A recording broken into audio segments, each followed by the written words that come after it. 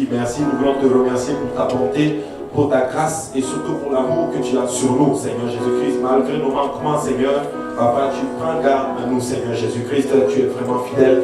Je veux maintenant te prier pour la parole du Seigneur aujourd'hui. Je te prie de prendre contrôle de cette parole aujourd'hui, Seigneur. Moi, que je puisse annoncer ceci sans crainte ni faveur, que cela trouve une place dans nos cœurs, qu'elle germe et produise des fruits, Seigneur. Moi et ceux-là qui m'écoutent, Seigneur Jésus-Christ, alléluia, aujourd'hui. Que ton nom soit béni, que toute la gloire te soit rendue. Et nous disons tous au nom de Jésus. Au nom de Jésus. Alléluia. Juste avant de vous asseoir, juste battre les mains.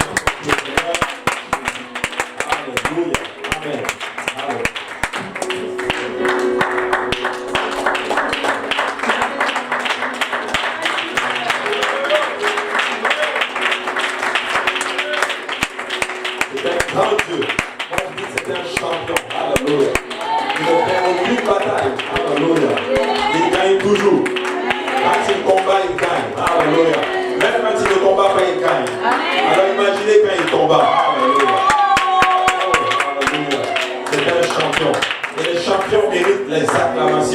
Il mérite les honneurs. Amen.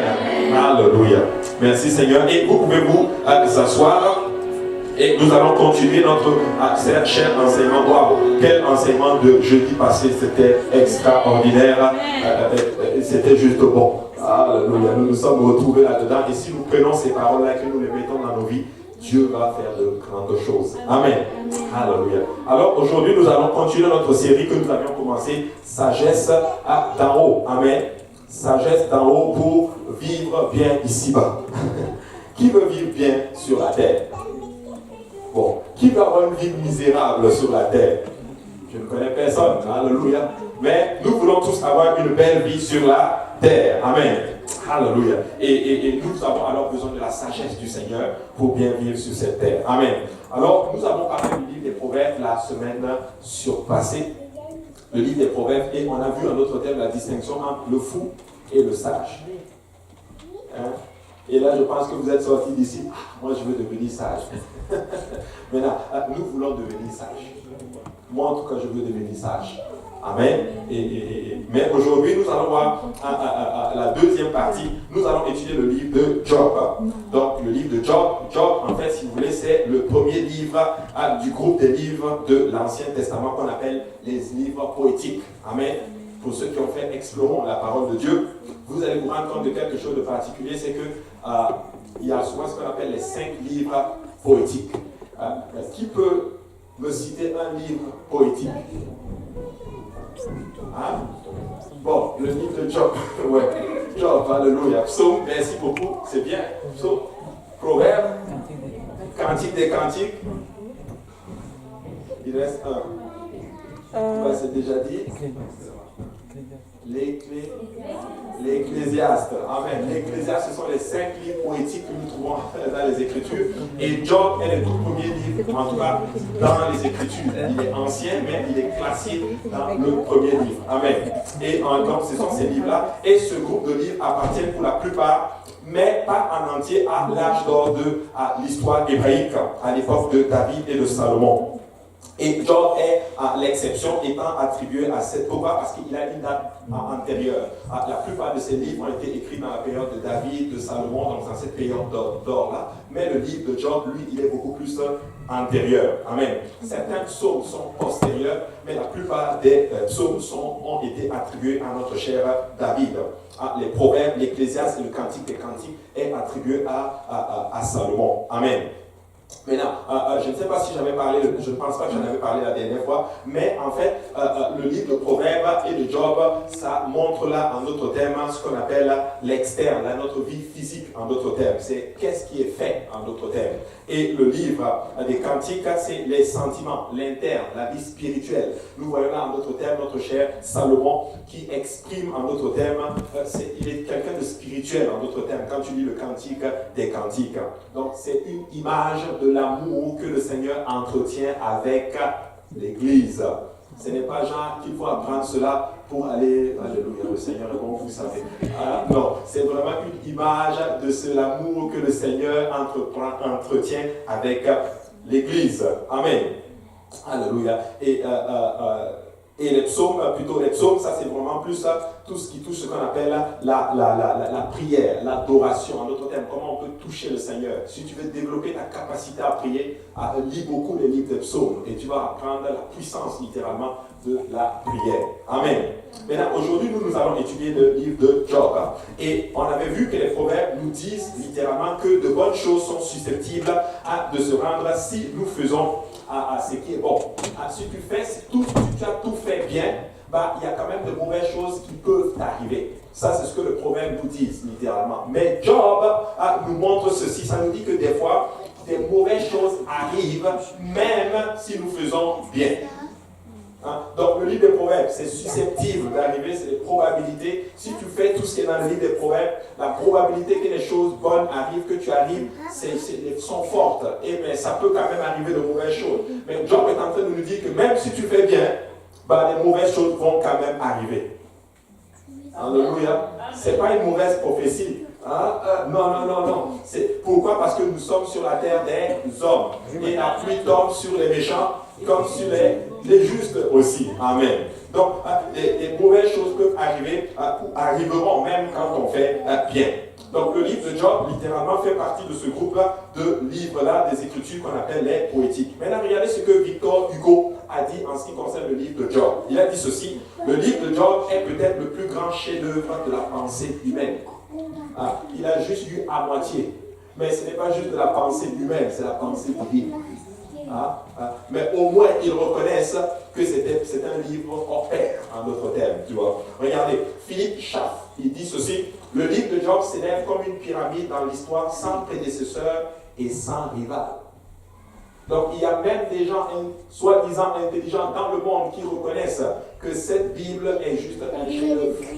Amen. Mais nous, des fois, en tant qu'enfants de Dieu, nous ne réalisons pas ceci. Écoutez, la parole de Dieu, elle est juste extraordinaire. Amen. Maintenant, le livre de Job, justement, ce n'est pas une fiction religieuse. Job est une personne réelle. Il a existé, en d'autres termes, avec des vrais problèmes. Et la Bible nous dit littéralement qu'il était parfait, qu'il était droit, il était intègre, littéralement. Vous l'avez déjà lu, littéralement, le livre de Job. Si tu peux me donner Job, chapitre 1, nous allons voir qu'est-ce que la parole du Seigneur nous dit en ce qui concerne Job. Job, chapitre 1, la Bible dit: il y avait dans le pays de Uz un homme qui s'appelait Job. Et cet homme était intègre et droit. Il craignait Dieu et se détournait du mal. Ça commence comme cela avec lui. Et si la parole de Dieu dit qu'il était intègre, c'est qu'il était vraiment intègre. Tu sais, le témoignage des hommes est bon, le témoignage de Dieu est encore meilleur. Ça, c'est certain. Donc, c'était vraiment un homme droit. Et c'était un homme intègre. Et il évitait le mal. En d'autres termes, qu'est-ce qu'il faisait? Il faisait tout son possible pour être agréable à Dieu. La Bible dit qu'il donnait même des sacrifices au cas où ses enfants pécheraient. En fait, cet homme était juste extraordinaire. Mais non, ce n'était pas un hypocrite aux yeux de Dieu. C'était un homme vrai. Amen. Ce qui était à l'extérieur, c'est aussi ce qui était à l'intérieur. Il était réel, il n'était pas faux. Amen. Et Job était un homme prospère. Il avait une grande famille, une abondance de terres, d'animaux et de serviteurs. Mais être riche n'a pas détourné en fait Job de servir Dieu. N'est-ce pas qu'il est écrit qu'il est difficile à un riche d'entrer dans le royaume de Dieu? Mais Job, en d'autres termes, était un serviteur de l'Éternel. Malgré le fait qu'il avait tout, il avait compris que tout ce qu'il avait lui avait été donné par le Seigneur. Amen. Alors nous devons réaliser que tout ce que nous sommes, c'est le résultat de ce que Dieu est en train de faire dans nos vies. Nous ne sommes rien sans le Seigneur. Et beaucoup n'ont pas réalisé ceci. Le Seigneur est notre bouclier, le Seigneur est notre rocher. Et Job reconnaissait que le Seigneur lui avait donné cette richesse. Il s'en servait généreusement pour le bien des autres. Amen. Et moi, je bénis Dieu. Parce que je bénis beaucoup Dieu. Pourquoi? Parce que Dieu, des fois, il bénit souvent certaines personnes qui utilisent bien leur richesse. Et moi, je prie que Dieu bénisse seulement que les bonnes personnes. Parce qu'ils vont bien faire, ils vont bien utiliser leur argent. Mais ceux-là qui sont méchants, fous, là, quand Dieu les bénit, ils disparaissent. Tu ne les reconnais même plus. Ils deviennent en haut maintenant. Mais Job, lui, c'était un homme bon. Dieu l'a béni et il utilisait son argent, il faisait du bien avec son argent. Amen. Il bénissait les autres. Job avait aussi des amis qu'on appelle les réconforts de Job, on va en parler là tantôt, mais ils étaient toujours en fait ses amis. Mais au cours d'une période de 24 heures, Job a été dépouillé de sa richesse et de sa famille l'un après l'autre. 4 messagers effrayés ont rapporté que ses pères de bœufs, des brebis, ses chameaux avaient été enlevés par des ennemis. Et ses serviteurs et ses brebis ont été frappés par le feu de Dieu et ils ont été consumés. Quand tu lis le texte, la Bible dit spécifiquement au verset 16, il parlait encore, l'autre vint et dit, le feu de Dieu est tombé du ciel, a embrasé les brebis et les serviteurs et les a consumés. Qu'est-ce qui se passe dans cette histoire? Job est en train de servir le Seigneur. Et la Bible dit que les fils de Dieu, dans ce cas-là, ce sont les anges, étaient en train de se promener, ils se promènent, et là le diable arrive, Satan arrive, il entre, et le Seigneur dit, as-tu vu Job? Le Seigneur a exposé Job. L'as-tu vu mon serviteur? Il est vrai. Ah non, tu l'as béni, c'est pour ça qu'il te sert. Et qu'est-ce que le Seigneur dit? Ok, prends tout ce qu'il a, prends tout ce qu'il a. Et en 24 heures, Job a quasiment tout perdu. Il a perdu ses animaux, il a perdu ses enfants, il a tout perdu. Alléluia. Bon, j'ai pas perdu mes enfants, on est juste en train d'aller les coucher.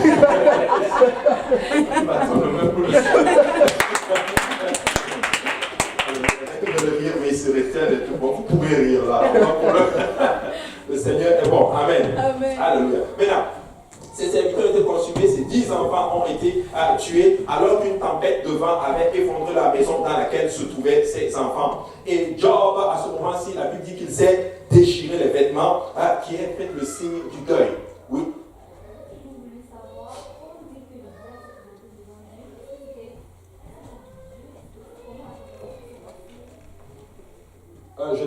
Je suis convaincu qu'il n'a pas vu Dieu.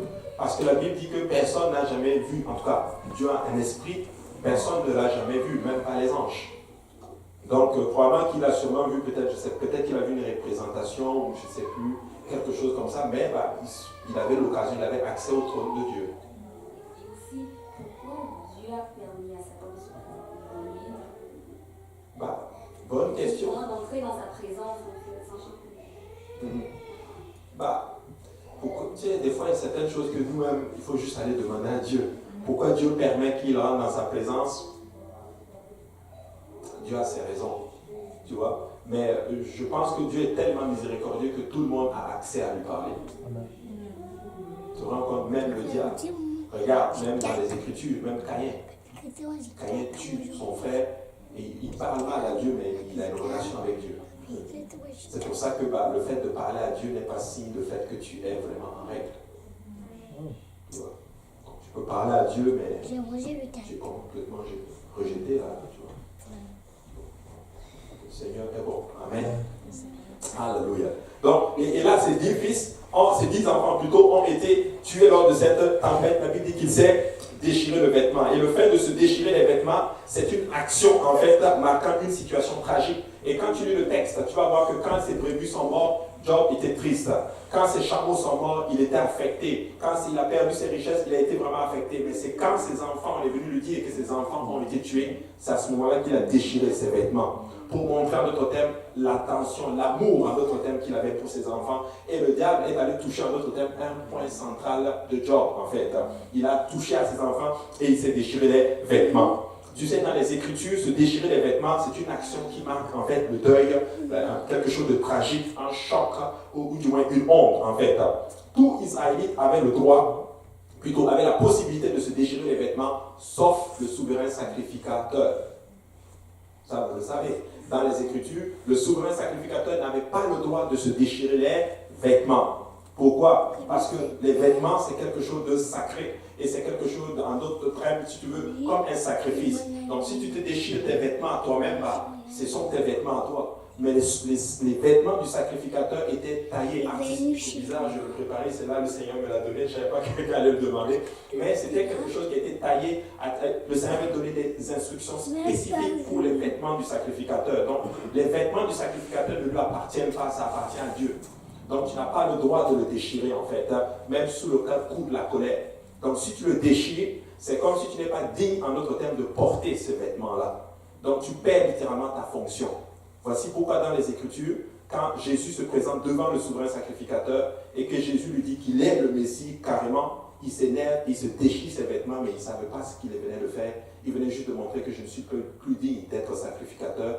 Il transférait le sacerdoce à Jésus-Christ. Amen. Donc, ce n'était pas ses vêtements, c'était consacré à Dieu. Donc faites attention, ne déchirez pas ce qui est consacré à Dieu. Alléluia. Vous êtes juste en train de dire, je ne suis pas digne. Alléluia. Donc, nous devons, il faut prendre tout ce qui est consacré à Dieu, il faut faire attention à ne pas le toucher. Alléluia. Donc, sauf le souverain sacrificateur. Et peu après, Job a perdu la santé et sa femme s'est retournée littéralement contre lui avec colère. Le Seigneur, sa femme lui a dit, maudit Dieu et meurt.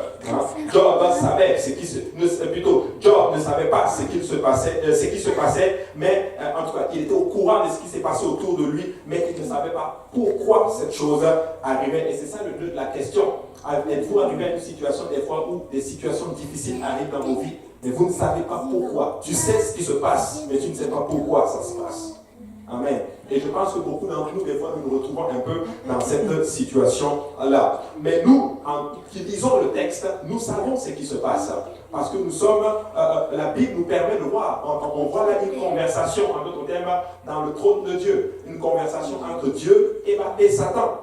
On le voit par exemple, on va commencer à regarder Job chapitre 1 verset 6, la Bible dit, or les fils de Dieu vinrent un jour se présenter devant l'Éternel et Satan vint aussi au milieu d'eux. L'Éternel dit à Satan, d'où viens-tu? Et Satan répondit à l'Éternel de parcourir la terre et de m'y promener. Mais Job n'a pas bénéficié en d'autres termes de cette connaissance. Donc il y a comme une sorte de conversation dans le ciel en ce qui le concerne. Il n'est pas au courant de ceci. Lui, il est juste en train de vivre sa vie. Écoutez-moi bien, ça se peut qu'il y ait des conversations au ciel en ce qui vous concerne. Et vous ne le savez pas, nous vivons notre vie, tu vois. Et il n'avait pas cette connaissance. Et si nous on comprend ceci, c'est parce que nous, aujourd'hui, nous avons la Bible. On peut le lire pour savoir pourquoi, en notre thème, Job est passé par cette situation. Maintenant, si nous n'avions pas cette... Oui. Mon père, je l'avais comprendre maintenant. Quand ça dit qu'il y a eu une conversation avec Dieu et le diable.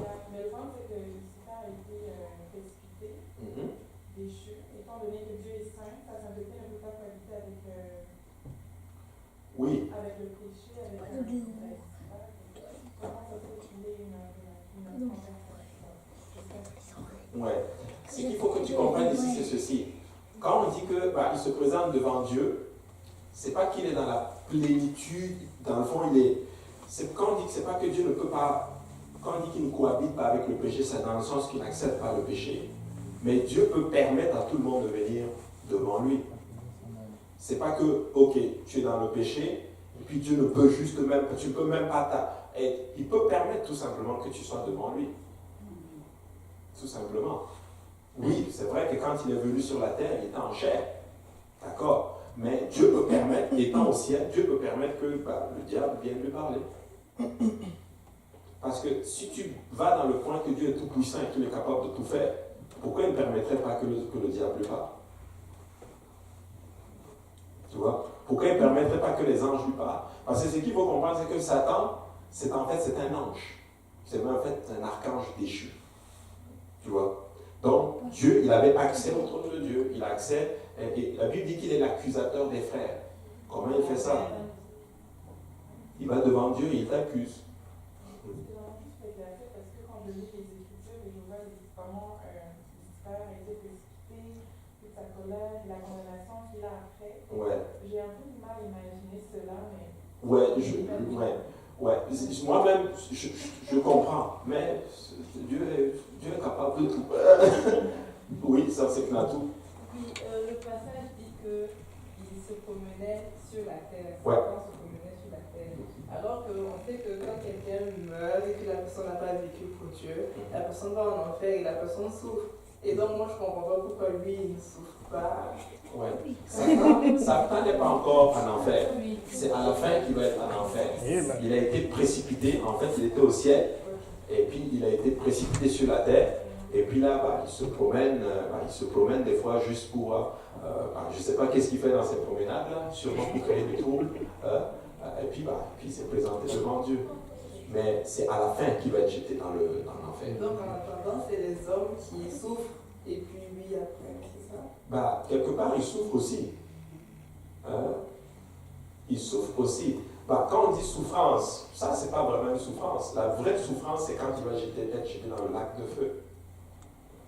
Tu vois? Donc oui, il n'est pas encore en enfer. L'enfer est là, l'enfer est élargi. Il va y aller là, il va aller là. Tu peux être sûr et certain qu'il va aller là. Voilà. Oui.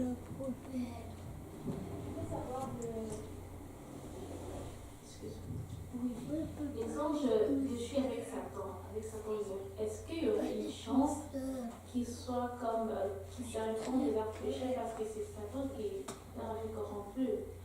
Eux, c'est fini pour eux. C'est fini. Ouais. Pourquoi? Parce que eux, ils sont déjà dans l'éternité. Tu vois? Ils sont déjà dans l'éternité. Ils ont vu la sainteté de Dieu. Ils ont vu comment était Dieu. Ils connaissaient déjà le tout. Mais Satan et ses vengeances déchues là, et c'est vraiment fini pour eux. C'est pour ça que nous, on n'est pas dans l'éternité encore. Voilà pourquoi quand tu entres dans l'éternité perdue, c'est fini pour toi. C'est pour ça que nous ne pouvons pas prendre le risque d'entrer dans l'éternité étant perdu. Des fois, je me demande pourquoi tu ne veux pas juste laisser comme là-bas. Bon, le Seigneur est bon. Tu as une mission en fait ici.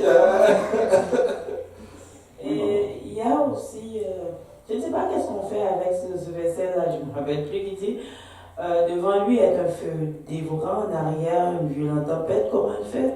Ça se fait que lui, il pouvait s'approcher, parce que puisque devant Dieu est un feu dévorant, en arrière une violente tempête. Qu'est-ce qu'on fait avec ça? En fait, si tu veux, c'est des attributs, c'est des façons de parler. Oui, Dieu est un feu dévorant. Oui, mais Dieu peut permettre que tu sois dans sa présence. Non, mais on parle ici, là, on ne parle pas d'un être humain, on parle de Satan. Oui. Parce que Dieu est saint, devant lui est un feu dévorant, derrière une violente tempête, ça se dit vraiment, c'est écrit dans la Bible, où ça se trouve, mais il s'approche quand même pour aller parler avec Dieu au sujet de nous autres qui sont sur la terre. Moi, je trouve bonne question. Mais tu sais, il y a quelque chose aussi que nous n'avons pas comme détail. La Bible dit qu'il se présentait devant Dieu.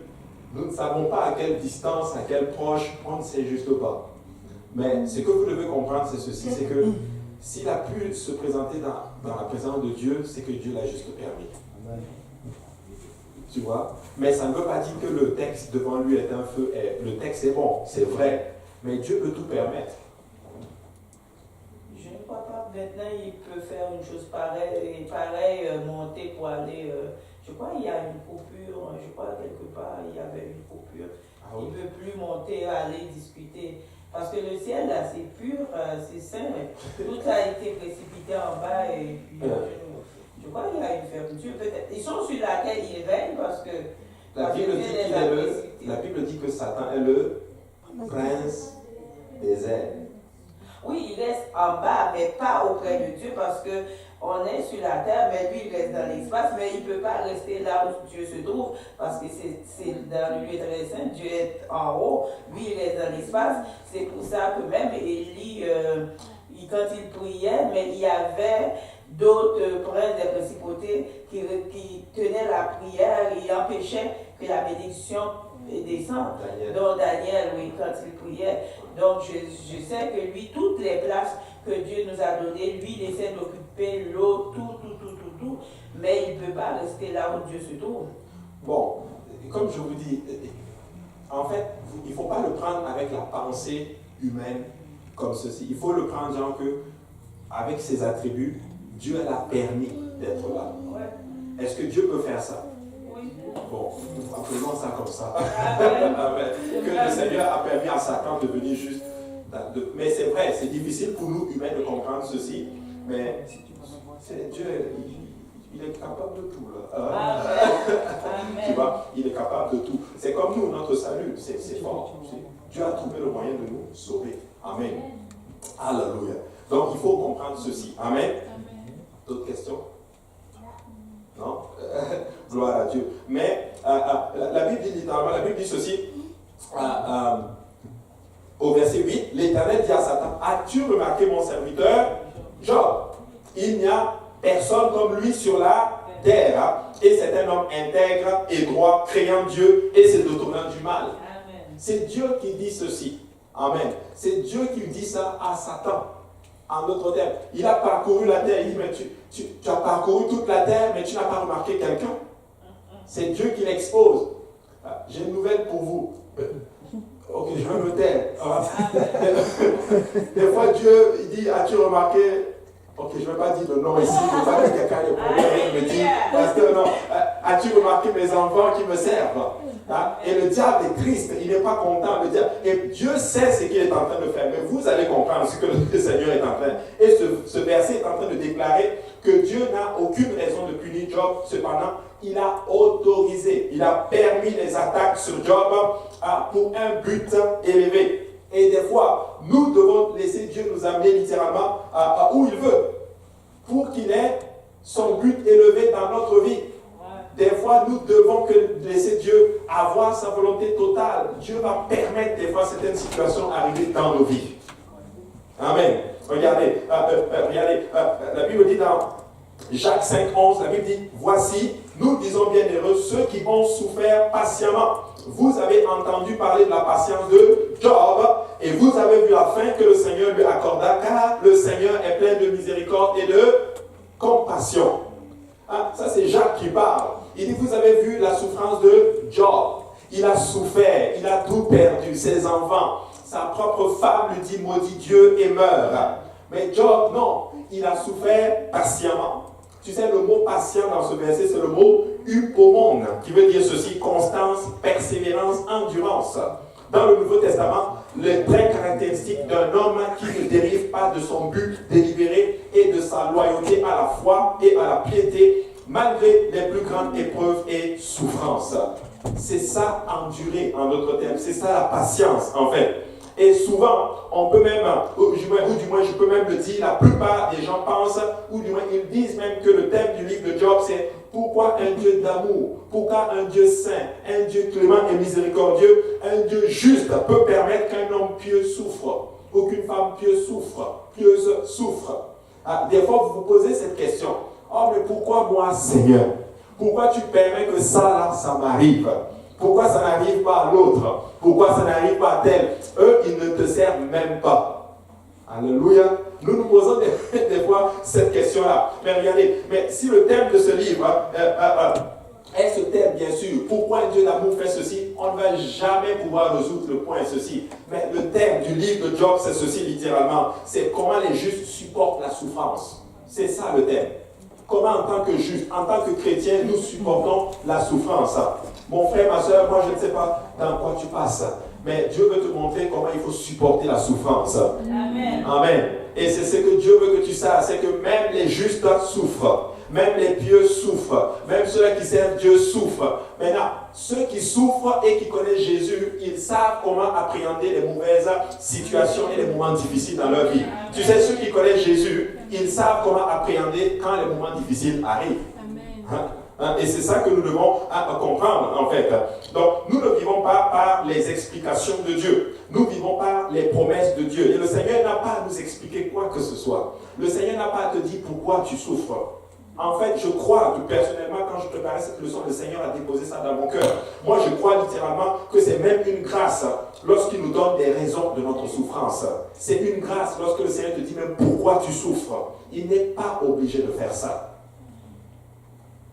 Je dis qu'il n'est pas obligé.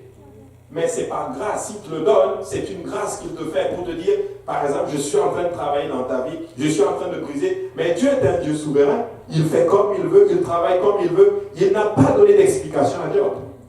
Oui, maman.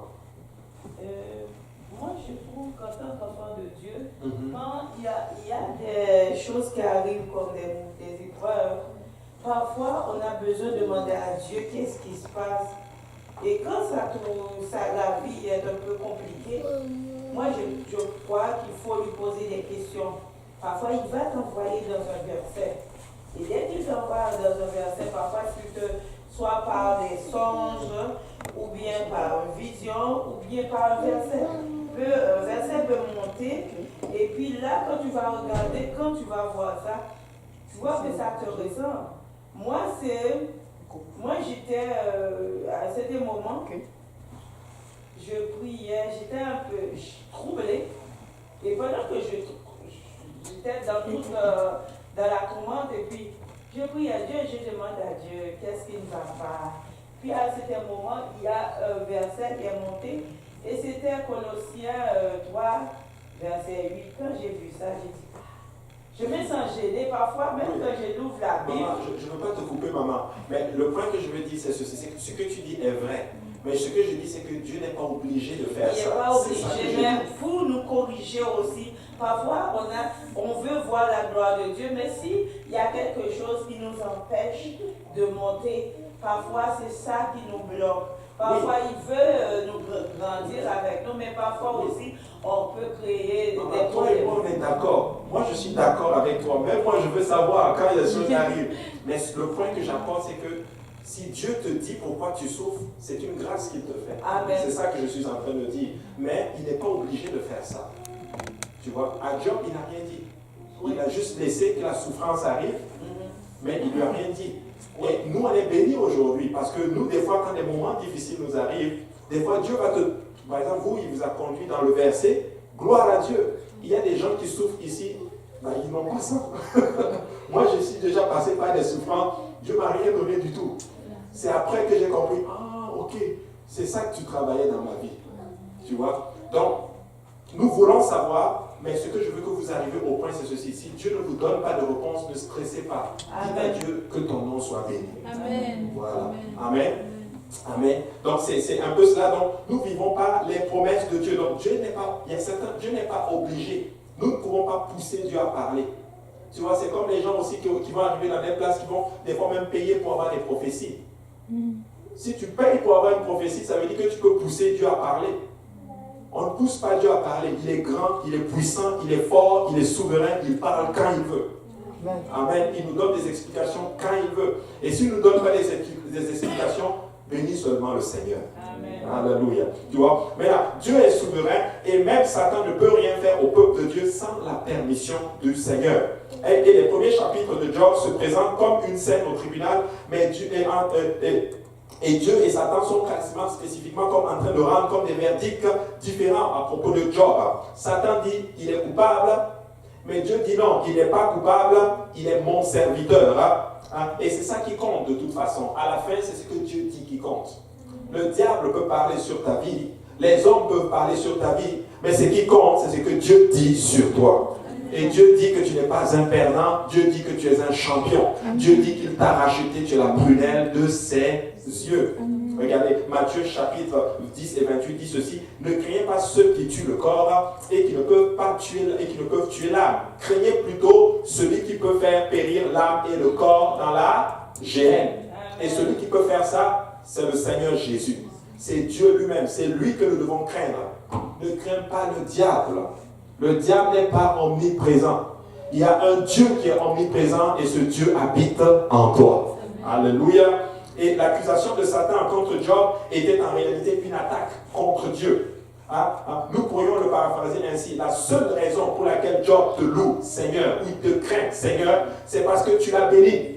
C'est pour ça que tu le fais. En fait, il était en train de dire ceci au Seigneur. En fait, tu payes pour avoir son adoration et sa loyauté. Écoutez, le diable peut arriver à une place et il va vous faire croire. En fait, quand il vous attaque, c'est parce qu'il veut toucher Dieu. Il veut montrer à Dieu que non, tu payes en fait, tu le bénis pour avoir l'adoration. Mais peuple de Dieu, Dieu ne nous paye pas, alléluia, pour qu'on nous le servons. On ne vous a pas payé pour venir ici. Si vous servez Dieu, c'est parce que vous l'aimez littéralement et qu'il vous bénisse, qu'il ne vous bénisse pas, vous devez servir le Seigneur Jésus-Christ. Amen. Vous devez, il conclut, c'est comme s'il disait au Seigneur, tu as conclu un contrat avec Job. Je te paye, je te bénis, et toi tu me donnes adoration en retour. Écoutez-moi bien, l'adoration c'est quoi? C'est servir Dieu lorsque les choses ne vont pas. C'est ça, c'est différent de la louange. Amen. La louange, Dieu m'a béni. Alléluia, je suis content, je viens à l'église. Et certaines personnes sont comme ça. Quand ça va bien, l'Éternel est bon, le compte en banque est bien fourni, les factures sont bien payées. Ils viennent à l'église en chantant. Alléluia, l'Éternel est bon. Et le pasteur dit, Alléluia, battons le mains pour le Seigneur. Avant même que le pasteur dise, battez le mains pour le Seigneur, ils sautent même déjà. Ils poussent des cris vers le Seigneur. Mais quand les factures sont trouées, l'Éternel est bon. Alléluia, le compte est en moins. Alléluia. Et dès que tu arrives à l'église, battez les mains pour le Seigneur. Tu penses, tu n'es pas là. Mais ça, c'est pas Job. Alléluia. Écoutez, les vrais chrétiens, que ça aille, que ça n'aille pas, ils battent les mains pour le Seigneur. Ils louent le Seigneur. Ils adorent le Seigneur. Ils poussent vers l'Éternel et qui le voient. Leur vie est une constante adoration à leur Dieu. Alléluia. Écoute-moi bien, mon frère, ma soeur. Si ton service à Dieu ou ton adoration à Dieu est conditionné par les autres, par exemple, par telle personne, par telle circonstance, etc., par les problèmes de ta vie, je peux te dire une chose, certainement tu es un faux chrétien. Amen. Mais laisse-moi te dire ceci, si ton adoration, ton service à Dieu est conditionné par ce que Dieu est, je peux te dire avec certitude que tu es un vrai chrétien. Alléluia. Parce que les vrais chrétiens, ils adorent le Seigneur. Alléluia. En dépit des circonstances, ils adorent Dieu parce que Dieu est. Ils adorent Dieu parce que Dieu est digne de louange.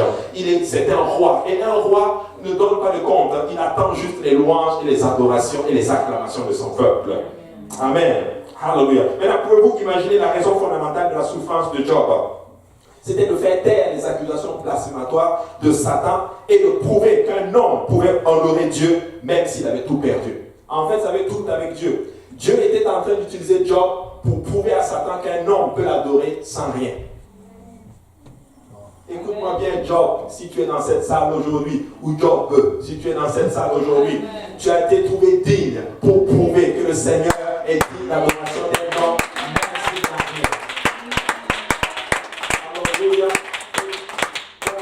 Job n'est pas au courant de ce qui se passe. Lui, il est juste là en train juste de souffrir. Et Dieu va faire taire les accusations du diable. Tu sais, le diable n'a rien à faire avec nous. Des fois, il t'attaque. Oui, il te fait du mal. Mais c'est parce qu'il veut toucher Dieu, en fait. Parce qu'il sait que tu es la prunelle des yeux du Seigneur. Amen. Alléluia. Donc, c'était en fait une guerre dans les cieux. Mais Job ne le savait pas. Et la vie de Job était un champ de bataille où les forces de Dieu et de Satan étaient comme engagées dans une lutte spirituelle pour trancher la question suivante. Jéhovah, Dieu, le Seigneur, Yahweh, est-il digne du culte de l'homme, de l'adoration de l'homme? Et Job, laisse-moi te dire encore aujourd'hui, c'est une grâce, je dirais même, que tu sois trouvé digne pour prouver littéralement que le Seigneur est digne de l'adoration d'un être humain. Éphésiens chapitre 6 et 12 dit ceci, car nous n'avons pas à lutter contre la chair et le sang, mais contre les dominations, contre les autorités, contre les princes de ce monde de ténèbres, contre les esprits méchants dans les lieux célestes. Alléluia. Nous ne sommes pas en train de lutter contre la chair et le sang. Nous luttons contre les dominations, les autorités, contre les princes de ce monde de ténèbres. Ça veut dire ceci, tu vas lutter. Que tu sois un enfant de Dieu, tu vas tout faire bien, mais tu vas lutter quand même. Tu vas servir Dieu quand même. Alléluia. Béni soit le nom du Seigneur. Tu sais, certaines des soi-disant tragédies, les épreuves dans la vie du peuple de Dieu ont vraiment été des armes de Dieu pour immobiliser Satan et ses acolytes spécifiquement. Certaines situations dans ta vie, Dieu les utilise pour taire l'ennemi en d'autres termes. Donc, notre vie est un champ de bataille, en fait. Et Dieu utilise ce champ de bataille pour montrer tout simplement que il est digne de louange. Et en dépit des problèmes qui nous arrivent, ce n'est plus les circonstances qui nous contrôlent littéralement, mais c'est la joie de l'Éternel qui nous contrôle spécifiquement. Écoute-moi bien, les problèmes vont arriver, mais tu dois tenir ferme. Tiens ferme, adore Dieu. Que tu serves Dieu, il va y avoir des problèmes. Que tu ne serves pas Dieu, il va y avoir des problèmes. Je préfère servir Dieu, avoir des problèmes, que de ne pas servir Dieu et ne même pas avoir de problèmes. Et sûrement, je vais avoir des problèmes même si je ne sers pas Dieu. Alléluia. Alors, il faut juste comprendre ces principes. Donc, tu sais, tout ça, c'est dans les Écritures pour notre instruction. Mais beaucoup d'enfants de Dieu ne comprennent plus maintenant les principes. Ils veulent que tout soit rose. Ah, viens à Jésus et tout va bien aller. Tu sais, quand tu viens à Jésus, les choses vont bien aller. Mais des fois, certaines choses ne vont pas bien aller. Mais tu sais quoi? La vraie chose va bien aller. La vie éternelle. Alléluia.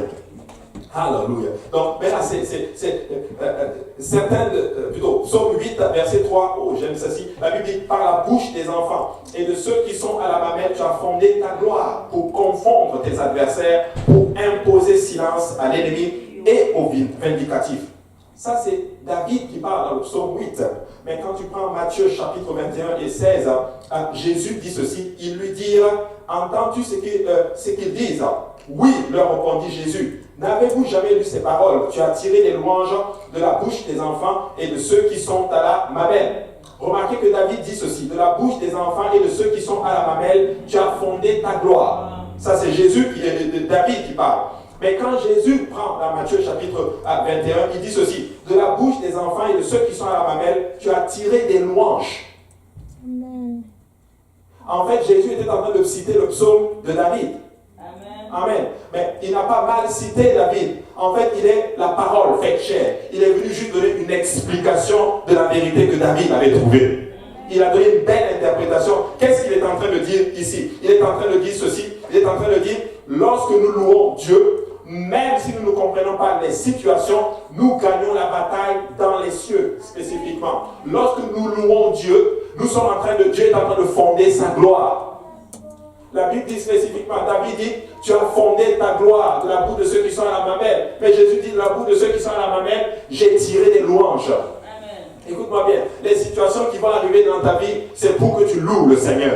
C'est pour que tu adores le Seigneur. Amen. Et quand tu adores le Seigneur, laisse-moi te dire que la gloire de l'Éternel éclate. Amen. En fait, un enfant de Dieu qui loue le Seigneur est automatiquement dans la victoire. Voilà pourquoi je suis tellement triste. Et je vois le diable tous les dimanches, tous les jeudis, chaque jour voler des louanges aux enfants de Dieu. Des fois, je dis, louez le bâton, le maître du Seigneur. Je regarde certaines personnes, ils me regardent aussi, alléluia, le Seigneur est bon. Et le diable te regarde, yes, yes, reste-moi. Écoute-moi bien. Et si tu louais un peu le Seigneur?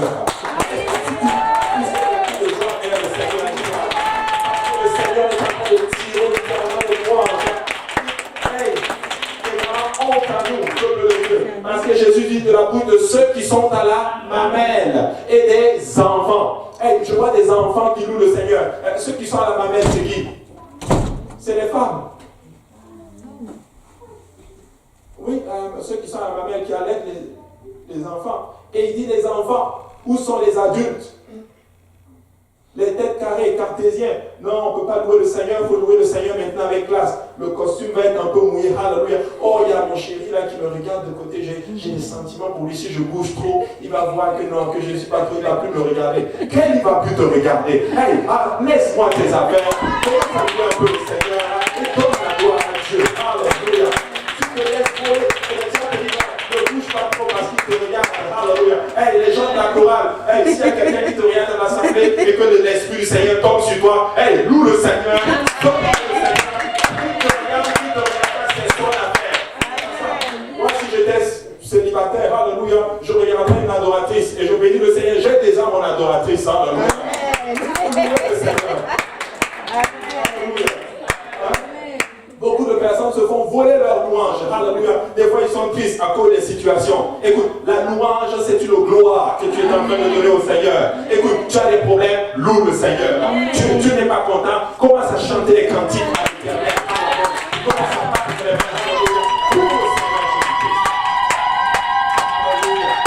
Alléluia. Alléluia. Je ne permettrai plus au diable de voler ma louange. Alléluia. Parce que c'est ma victoire. Non, vous n'avez pas compris. Alléluia. Tu sais, les Juifs, quand ils louent le Seigneur, ils savent louer le Seigneur. Ils savent aller chercher Dieu. Ils savent aller toucher le cœur de Dieu et de dire à Dieu. Ils savent tellement louer le Seigneur que le Seigneur ouvre les écluses des cieux et laisse tomber la bénédiction. Alléluia. Il a tiré sa gloire. C'est que la vie est difficile. Il est facile d'abandonner. Mais abandonner, c'est la pire chose que nous puissions faire. Je suis conscient avec vous. Quand c'est dur, c'est facile d'abandonner quand ça ne va pas. Mais tu sais quoi, la pire chose que tu pourrais faire, c'est d'abandonner. Un professeur d'histoire a déclaré ceci. Si Columbus, qui est allé sur la lune, avait fait demi-tour, personne ne l'aurait blâmé. Parce que personne ne l'avait fait ceci auparavant. C'était risqué. Mais s'ils avaient fait demi-tour, on n'allait pas les blâmer. Mais s'ils avaient fait demi-tour, ils ne seraient jamais restés dans l'histoire. Écoute-moi bien. Même dans le royaume de Dieu, tu dois laisser ta marque. Amen. Et j'ai décidé que je ne vais pas quitter cette terre. Je vais poser ma marque. Amen. Ce n'est pas prétentieux. Ce n'est pas du tout prétentieux. Mais tu dois continuer ta marche dans le Seigneur. Il faut que quand tu vas arriver devant le Seigneur, que le Seigneur dise champion. Champion. Écoutez, il y a des gens qui ont été décapités pour le Seigneur. Il y a des gens qui ont été bouffés par des lions pour le Seigneur. Il y a des gens qui ont été martyrs, les Étienne qu'on a lapidés. Eux, ils ont laissé leur marque littéralement. Nous sommes en train de couler dans leur onction.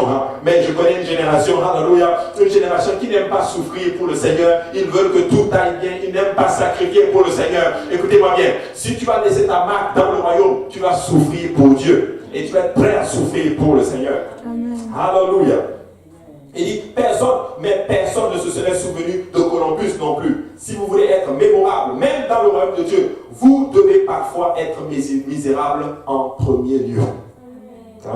Trop de lecteurs de la Bible évitent d'étudier le livre de Job, à l'exception des 2 premiers et des 2 derniers chapitres. Parce que dans les 2 derniers chapitres, tout va bien. Mais le reste du livre semble au début être un recueil de longs discours de Job et de ses amis. Et la conversation ne semble jamais beaucoup progresser. Mais il y a beaucoup de leçons incroyables pour ceux d'entre nous qui souffrent. Peut-être pour toi, ça ne va pas t'aider. Mais pour nous qui souffrons, il y a des leçons là-dedans, peuple de Dieu. Tu sais, les amis de Job, ils ont finalement commencé à parler. Ils sont venus le voir. Et la Bible dit qu'ils se sont assis pendant 7 jours. Ils n'ont rien dit. Imagine des gens viennent te voir. Tu souffres, tu as la lèpre. La Bible dit qu'il a été frappé par un ulcère malin. Et la Bible dit qu'il se grattait avec des tessons de verre. Et il était assis sur de la cendre. Un homme hyper riche qui a tout perdu en 24 heures. En 24 heures. Mais nous aujourd'hui, pasteur, ma facture d'Hydro-Québec n'est pas payée. Quelle facture d'Hydro-Québec? C'est juste du papier. Écoute, si la trompette sonne là, ça reste ici. Alléluia. Non, je ne dis pas que ta facture n'est pas payée, c'est juste un exemple. Là, je sais pas. C'est juste un exemple. Juste un petit truc, c'est juste rien. Écoutez, ce qui nous arrive, peuple de Dieu, c'est juste des bêtises. C'est juste des bêtises. Mais écoutez, nous devons servir le Seigneur. Écoutez, nous n'avons aucune raison d'échouer. Si tu échoues, ce serait ta faute. Amen. Si tu manques le ciel, ce serait de ta faute. Parce que nous avons tout pour réussir. Nous sommes dans un pays où nous pouvons servir le Seigneur sans risque. Amen. Nous sommes dans un pays où nous pouvons venir à l'église 24 heures sur 24, tous les jours, et personne ne va rien te dire. Amen. Mais hey, on a des gens dans des pays, ils ne peuvent pas servir Dieu. Dire que tu es chrétien, c'est synonyme de mort. Mais ils payent le prix pour le Seigneur Jésus. Pour le Seigneur Jésus. Tu sais, le terme consolateur de Job, c'est une expression familière pour décrire les personnes dont l'aide ne fait que vous aggraver. Ils sont venus pour l'aider, mais ils sont encore par leur expression, on l'enfonçait encore plus. Avez-vous déjà rencontré des gens comme ceci? Tu souffres, au lieu qu'ils t'aident, en fait, eux, là, leur discours, leur bouche, là, c'est prendre des marteaux, ils te tapent encore pour te faire entrer dedans. Seigneur, épargne-nous des gens comme ceci. Mais bon, des fois, ça prend aussi des gens comme ceci dans nos vies. Mais ces 3 hommes souvent, ces gens avaient des qualités admirables. Ils tenaient suffisamment à Job à un point qu'ils ont parcouru de longues distances pour le voir. Et quand ils sont venus le voir, ils ne se sont pas assis dans un endroit confortable, ils se sont assis avec lui sur de la cendre, entourés des déchets. Pourquoi? Parce que leur chagrin était aussi grand pour lui. Ils sont venus avec de bonnes intentions. Et pendant 7 jours, ils n'ont rien dit. T'imagines, tu t'assois avec quelqu'un pendant 7 jours. Vous êtes assis pendant 7 jours. On se regarde seulement. C'est tellement on est dépassé de ce qui t'arrive. Comment Job, toi? C'est comme si Bill Gates devient pauvre. Devient Job en une journée. Vous serez choqués. C'est ça qui est arrivé à Job. C'est-à-dire qu'on ne comprenait tellement pas pendant 7 jours. On est tellement... Ouais. Vraiment, comment on dit? Ouais. Ouais. Mais frère, qu'est-ce qui t'arrive? toi. Mais c'est ce qui est arrivé. Ses amis ils ont commencé à parler, ils ont ouvert la bouche. Malheureusement, ils ont choisi de devenir ce qu'on appelle des procureurs au lieu d'être des témoins, en fait. Des témoins ou du moins des consolateurs. En d'autres termes, essayer de le comprendre. En fin de compte, le Seigneur les a réprimandés. Et cela même durement. Et le Seigneur leur a demandé, vous allez aller parler à Job et c'est Job qui va prier pour vous. Amen. Vrai ou faux? Vrai. Oui. Le Seigneur les a, pourquoi avez-vous été comme ça avec mon serviteur Job? Vous allez le voir, il va prier. Des fois, je ne sais pas pourquoi le Seigneur dit, il va avoir telle personne spécifiquement pour qu'il prie pour toi. En tout cas, le Seigneur a fait ceci. Et les amis de Job ont entendu ces paroles-là, mais ils n'ont pas ressenti l'angoisse qu'il avait en d'autres termes dans son cœur. Il souffrait. Ils ont donc pris ce qu'on appelle la mauvaise approche en essayant de l'aider à faire face à ses épreuves, en d'autres termes, en essayant de le faire avouer, en d'autres termes, ses fautes. C'est probablement parce que tu as fait quelque chose, voilà pourquoi tu souffres. Écoute-moi bien, des fois tu vas souffrir, ce n'est pas parce que tu as des problèmes. Arrêtons, en d'autres termes, de voir une personne qui souffre et de croire que c'est parce qu'il a péché contre Dieu. Non. Amen. Écoute, tu peux être en règle devant Dieu. Tu peux avoir tout fait. La personne a une vie spirituelle. La personne est même plus proche de Dieu que vous et moi. Et il souffre. Amen. Parce que tu ne sais pas qu'est-ce que Dieu est en train de faire dans sa vie. Il a été trouvé digne, littéralement, pour démontrer à Satan, littéralement, ce que Dieu attend de lui. Amen. Regardez, Eliphaz, le premier, dans Job chapitre 4, verset 13 à 17, il dit, au moment où les visions de la nuit agitent la pensée, quand les hommes sont livrés à un profond sommeil, je fus saisi de frayeur et d'épouvante, et tous mes os tremblèrent. Un esprit passa près de moi, tous mes cheveux se hérissèrent, une figure d'un aspect inconnu était devant mes yeux, et j'entendis une voix qui murmurait doucement. L'homme serait-il juste devant Dieu? Serait-il pur devant celui qui l'a fait? C'est de belles paroles qu'il donne. Mais en fait, il base son opinion sur une expérience spirituelle qu'il a vécue, en fait. Tu sais, tu ne peux pas baser tu ne peux pas régler les situations en basant sur les expériences que tu as vécues. Ah non, moi je sais que l'homme ne peut pas être juste devant Dieu.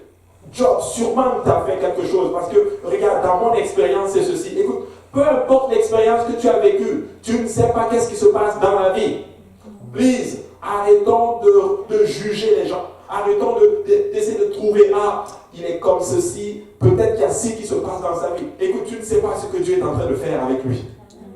Dieu est en train de dealer spécifiquement avec lui. Et des fois, Dieu est en train de me parler beaucoup ces derniers temps. Le Seigneur me dit des fois, tu sais, c'est comme ça des fois que nous baissons l'onction dans nos vies. Amen.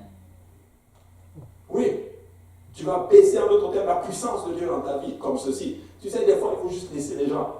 Tu pries pour lui, il te dit, ok, assis, ok, prie juste pour lui et Dieu va faire son travail. Amen. Amen.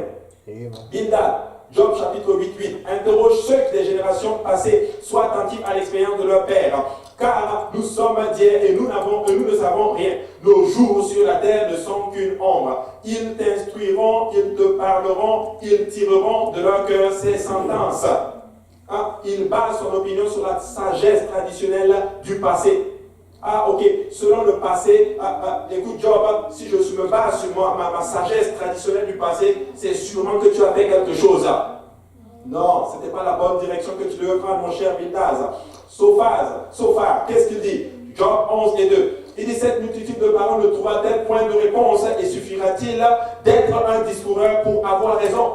Tes vains propos feront-ils taire les gens? Te moqueras-tu sans que personne te confonde? Tu dis, ma manière de voir est juste et je suis pur à tes yeux. Regarde ce qu'il dit. Il dit, oh, si Dieu voulait parler, il ouvrait les lèvres, s'il ouvrait les lèvres pour te répondre, s'il te révélait les secrets de sa sagesse, de son immense sagesse, tu verrais alors qu'il ne te traite pas selon ton iniquité. C'est quand même de belles paroles. Il fonde son opinion sur ce qu'on appelle le légalisme, pur et dur. Tu as fait ça, tu as sûrement péché, voici ce que, voilà pourquoi Dieu te condamne. Il représente ainsi un peu les pharisiens dans les Écritures. Tu as fait ceci, voilà pourquoi ça t'arrive. Tu as péché ça, voilà pourquoi ça t'arrive. Écoutez, arrêtons de faire ceci, peuple de Dieu. Tu ne sais pas ce que Dieu est en train de faire dans la vie de ton frère et de ta sœur.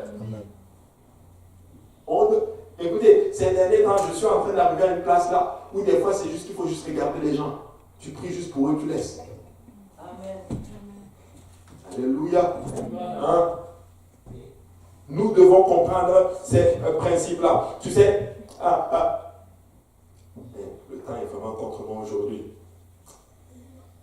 Alléluia. Bon, après, en tout cas, malgré en d'autres termes, les opinions en d'autres termes de ces réconforts, en d'autres termes, ce qu'on appelle ces conforts misérables spécifiquement, c'était juste toujours la même réponse. Pourquoi il passe par telle situation? Vous êtes sage, intelligent, vous êtes venu de loin, mais vous n'êtes même pas capable de me dire pourquoi il passe par cette situation, en d'autres termes. C'était toujours le même point. Regardez, Job 1, 10 dit ceci. Ne l'as-tu pas protégé, lui et sa maison, et tout ce qui est à lui? Tu as béni l'œuvre de ses mains, et ses troupeaux couvrent le pays. Ça, c'est le diable qui dit ceci au Seigneur. Tu l'as béni, voici pourquoi il te sert. Mais personne ne pouvait avoir cette sagesse de comprendre que non, c'était juste un procès. En d'autres termes, l'ange, plutôt le diable, l'a accusé et Dieu était en train de démontrer au diable que non, il ne me sert pas parce qu'il m'aime, parce que je l'ai béni, il me sert tout simplement parce qu'il m'aime. Il a une relation avec moi. Il est en relation, il m'aime, il a donné et il m'a tout. D'ailleurs, regarde, il a tout perdu. Mais il dit ceci, même si Dieu me tue, je vais quand même lui faire confiance. Il refuse de renier le Seigneur. Il refuse de renier le Seigneur. Écoutez, que Dieu amène l'église de l'Est à ce niveau-là. Écoute, je ne veux pas être une place où je vais renier mon Seigneur. Non, peut-être que il y aura des moments difficiles, mais je refuse de renier, alléluia, mon Rédempteur. Il a payé le prix. Et de toute façon, même si nous mourons, c'est un gain pour nous. Alléluia, c'est un gain pour nous. Mais là, je ne suis pas en train d'enseigner le fatalisme pour dire maintenant, pasteur Rabou a dit non, ça. Non. Écoute, si ça ne va pas, tu vas tout faire pour t'en sortir. Littéralement, tout problème nécessite une solution. Mais écoute, si les problèmes arrivent, que le nom du Seigneur soit béni. Alléluia. Le diable a accusé Dieu d'avoir mis comme une haie de bénédiction autour de Job. Mais Dieu a permis que le diable détruise cette haie. Mais une fois qu'il a fait, il a trouvé une autre haie que Job lui-même avait placée. Écoute ceci. Oui, le Seigneur avait mis comme un cercle de protection. Oui, c'était ses bénédictions. Qui peut dire amen que des fois les bénédictions, ça t'aide aussi, ça te facilite de servir. C'est plus facile de servir Dieu quand tout va bien. Amen. Amen. Honnêtement, si tout va bien, c'est plus facile. C'est une haie de protection que Dieu met autour de nous. Amen. Mais Dieu a permis que ça tombe. Et quand le diable est venu faire tomber cette haie de bénédiction, il a trouvé une autre haie. Et ça, c'était la foi inébranlable de Job. Job avait placé une haie entre lui. Tu sais, Dieu avait une certaine barrière pour que je ne tombe jamais. Mais tu sais quoi? Derrière ceci, pose une autre barrière, toi-même. C'est ta foi. De telle sorte que si cette barrière tombe, même si le diable attaque, il va trouver une foi inébranlable. Amen. C'est ça que nous devons faire. Et Job avait compris, littéralement. Job avait construit une sorte de barrière. C'était sa foi inébranlable. Job 13, 15 dit ceci. Voici, il me tuera, je n'ai rien à espérer. Mais devant lui, je défendrai ma conduite. Il dit, je n'ai rien à espérer, même s'il me tue de toute façon. De toute façon, j'ai déjà tout vu. J'ai déjà tout eu. À quoi ça sert? Je vais défendre ma conduite parce que je sais que je suis pur. Job 19, 25. Mais je sais que mon Rédempteur est vivant et qu'il se lèvera le dernier sur la terre. Oh my God. Il avait compris un principe. Peu importe ce qui va se passer, il y en a un qui va être le dernier et ça va être mon Rédempteur. Donc à quoi ça sert de faire un pacte avec les hommes? À quoi ça sert de faire un pacte avec le diable? Le dernier, c'est l'Éternel. C'est lui qui va se lever le dernier. Je préfère avoir une alliance avec lui. Peu importe ce qui va arriver. Mon corps est affecté, ma santé est affectée, j'ai la lèpre, j'ai perdu mes bien-aimés. Mais écoutez-moi bien, peuple de Dieu. Alléluia. Job avait compris, il avait eu une révélation. Et cette révélation, en d'autres termes, l'avait permis de comprendre que peu importe ce qu'il arrive, il est gagnant en fait. Il est plus que vainqueur par celui qui l'a aimé. Il dit ceci. Quand ma peau sera détruite, au verset 26, il se lèvera. Quand je n'aurai plus de chair, je verrai Dieu. Il dit ceci. je vais voir Dieu. Si je marche, c'est par la foi. Mais je sais qu'un jour, mes yeux verront Jésus-Christ. Il dit, je le verrai. Et il me sera favorable.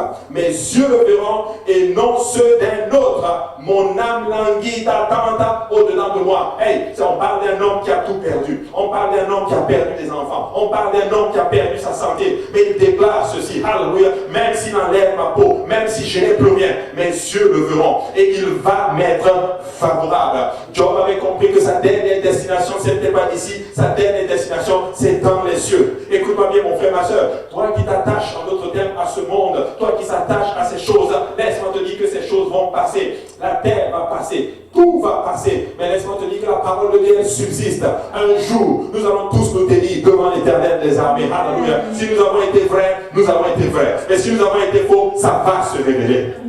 Alléluia. Job dit ceci, le pire qui puisse m'arriver, c'est la mort. Amen. C'est la mort, c'est le pire qui puisse m'arriver. Mais regarde ce que Daniel dit dans Daniel 3, 17. Voici notre Dieu que nous servons peut nous délivrer de la fournaise ardente. Il nous délivrera de ta main, ô roi. Sinon, que quelqu'un dise sinon, sache, ô roi, que nous ne servirons pas tes dieux et que nous n'adorons pas la statue d'or que tu as élevée. C'est des jeunes hébreux. On les oblige à adorer. Ils disent, on ne va pas te servir, Nebuchadnezzar, ni ta statuette. Tu sais quoi? Nous allons servir. Même s'il ne nous délivre pas, ce n'est pas bien grave. Il peut nous délivrer. Mais s'il ne nous délivre pas, sache, ô roi, que nous n'allons pas adorer ta statuette. My God. Tu sais, quand tu prends cette histoire, je l'ai déjà enseigné, je veux le dire. Quand ils entraient dans la fournaise, la Bible dit spécifiquement qu'ils ont porté leurs caleçons. Alléluia. Pourquoi ils ont porté le caleçon? La Bible dit dans les Écritures, le sacrificateur, quand il rentrait en fonction pour adorer le Seigneur, il portait des caleçons. Écoute, c'était des jeunes hébreux. Ils vont dans la fournaise ardente.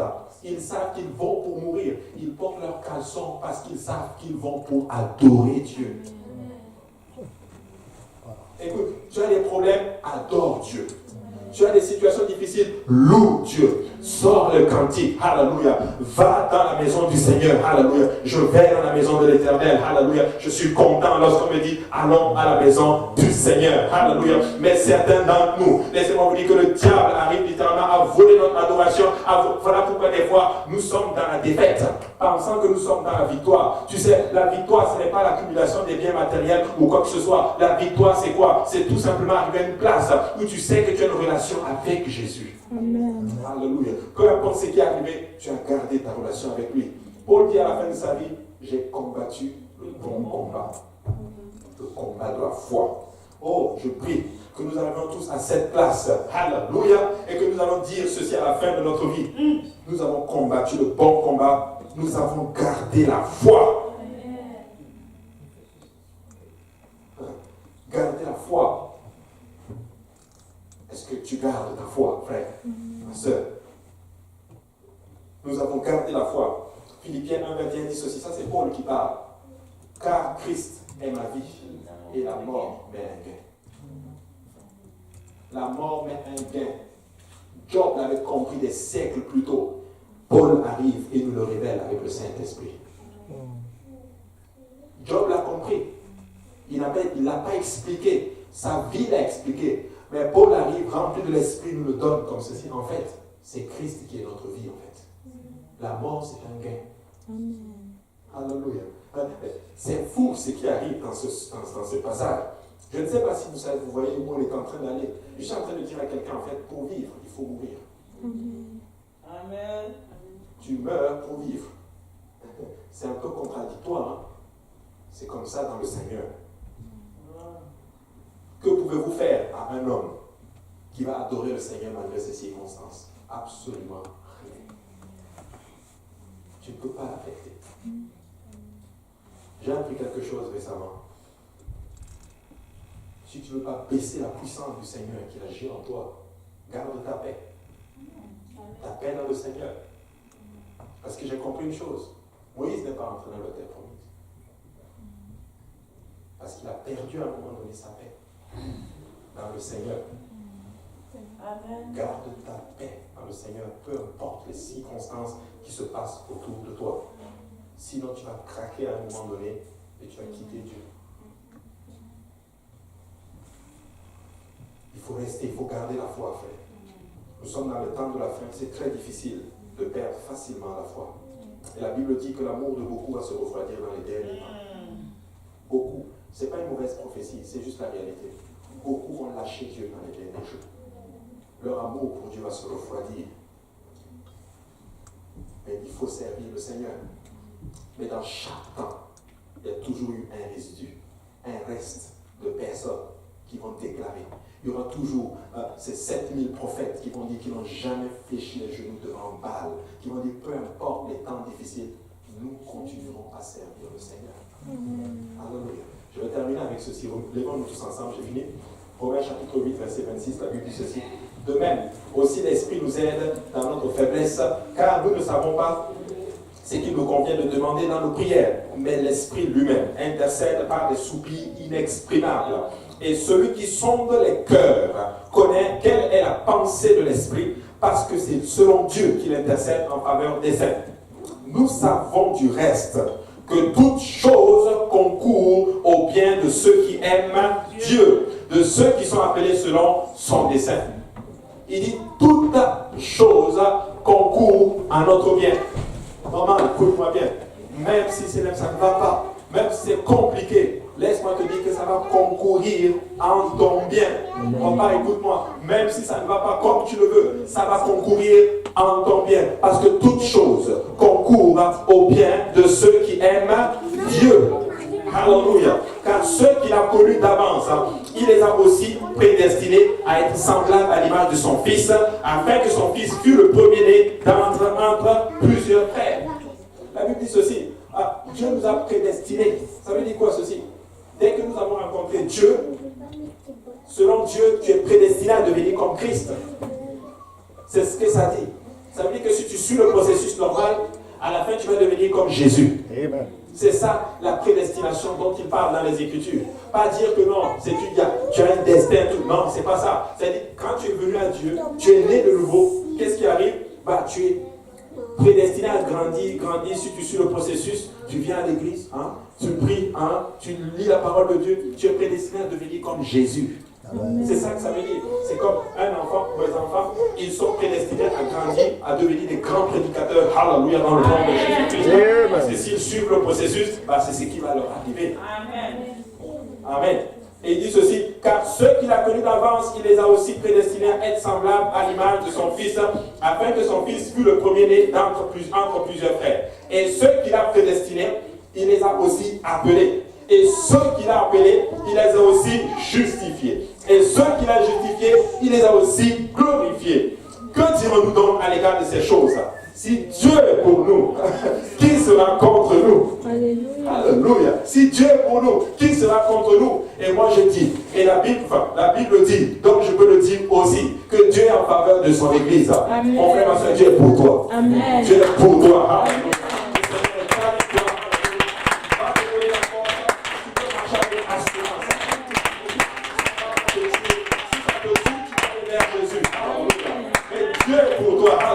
Je sais que je suis en train d'encourager quelqu'un. Écoute-moi bien. Si je suis en train de t'encourager, alléluia, bats les mains pour moi.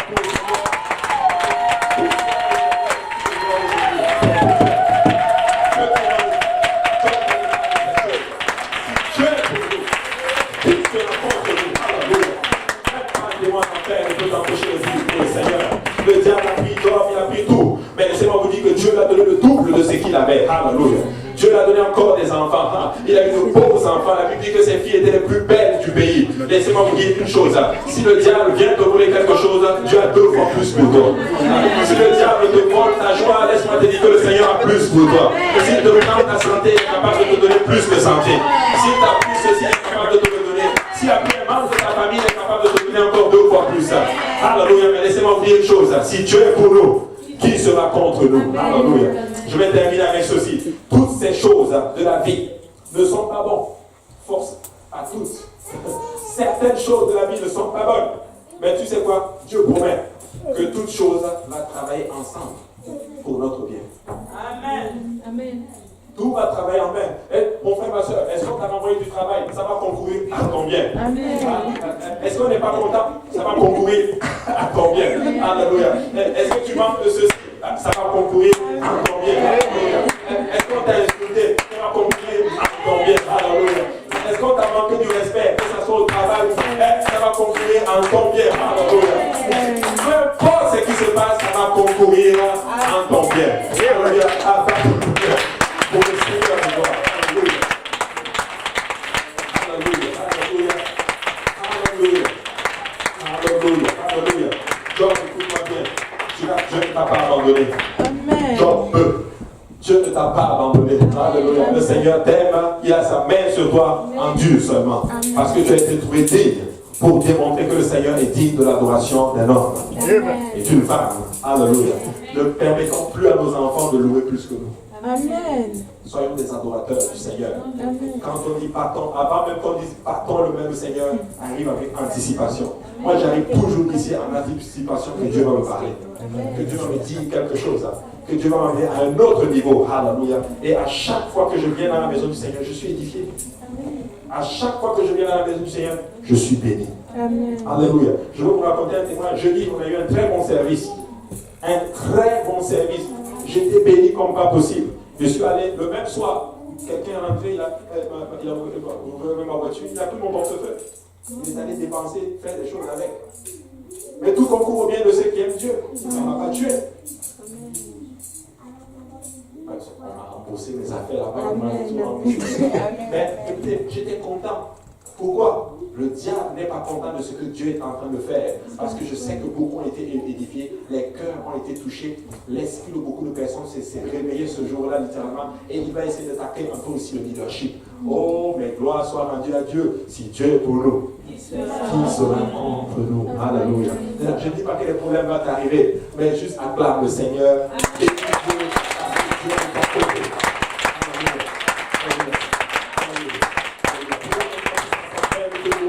Nous te rendons grâce, nous te bénissons, nous voulons te dire merci. Parce que tu es un grand Dieu, Seigneur. C'est toi qui nous as gardés, Seigneur, jusqu'aujourd'hui, Seigneur, dans ta maison. Père, nous voulons encore, Seigneur, te dire, Seigneur Jésus-Christ, que tu es souverain dans notre vie, Seigneur. Alléluia. Tu l'as racheté par ton sang précieux à la croix, Seigneur. Reconforte mon frère, reconforte ma soeur, fortifie-la dans le nom de Jésus-Christ. L'œuvre que tu t'es résolu de faire, Seigneur, dans sa vie, Seigneur. Alléluia. Ne permets pas que notre foi chancelle, Seigneur. Mais aide-nous, Seigneur, à pratiquer, Seigneur, une haie, Seigneur, inébranlable, Seigneur, autour de nous, Seigneur. Que l'ennemi ne puisse pas y entrer, Seigneur. Que notre confiance en toi ne soit pas altérée, Seigneur. Père, dans le nom de Jésus-Christ, je te prie pour tes fils et tes filles aujourd'hui, Seigneur. Que ton nom soit béni. Au nom de Jésus-Christ, nous prions. Et tout le monde dit au nom de Jésus. Au nom de Jésus. Alléluia. Salut votre voisin. Et dites-lui, sois béni. On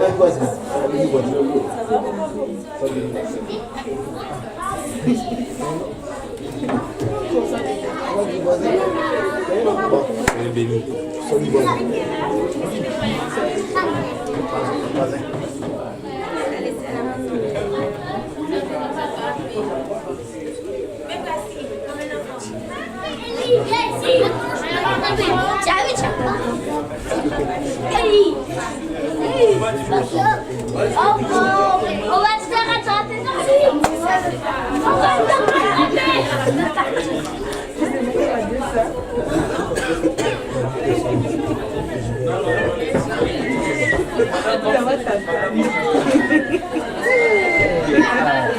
va